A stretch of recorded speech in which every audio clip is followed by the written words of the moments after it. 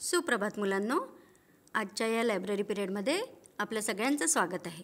आज मी तुम्हाला मुल्ला नसरुद्दीनची गोष्ट सांगणार आहे। गोष्टीचं नाव आहे मुल्लाचा कर। कर म्हणजे टॅक्स। एकदा बादशहाने आपल्या मंत्र्याकडे राज्याचा हिशोब मागितला। मंत्र्याने लगेच मौलवींना बोलावणे पाठवले।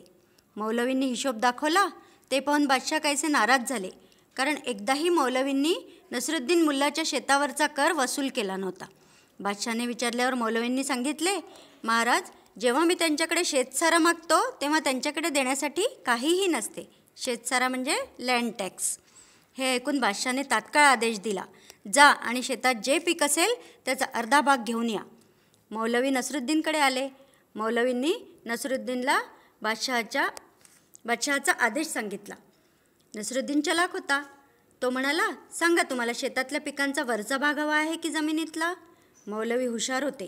ते लगेच म्हणाले, शेतातल्या पिकांचा वरचा भाग हवा आहे। नसरुद्दीन मौलवींना म्हणाला, तर ठीक आहे, बादशहाकडून तसा लिखित आदेश आणा। मौलवींनी बादशहाकडून तसा लिखित आदेश आणला। त्या वर्षी नसरुद्दीनने शेतात कांदे लावले होते, त्यामुळे मौलवींना काहीही मिळाले नाही, कारण कांदे जमिनीत तयार होतात। पुढच्या वर्षी मौलवींनी बादशहाचे कान भरले व जमिनीतील भाग घेण्याचा लिखित आदेश काढला। यावेळेस मात्र नसरुद्दीनने शेतात गहू लावले होते, त्यामुळे याही वेळेस मौलवींना काहीच मिळाले नाही आणि ते हात चोळत घरी परतले। नसरुद्दीनने आपल्या तल्लख बुद्धीने दोन्ही वेळेस मौलवींना रिकाम्या हाताने घरी पाठवले। असा हा मुल्ला नसरुद्दीन खूप हुशार आणि खूप तल्लख बुद्धीचे होते मुल्ला नसरुद्दीन। अशी ही गोष्ट आहे मुल्ला नसरुद्दीनची। आवडली तुम्हाला? धन्यवाद।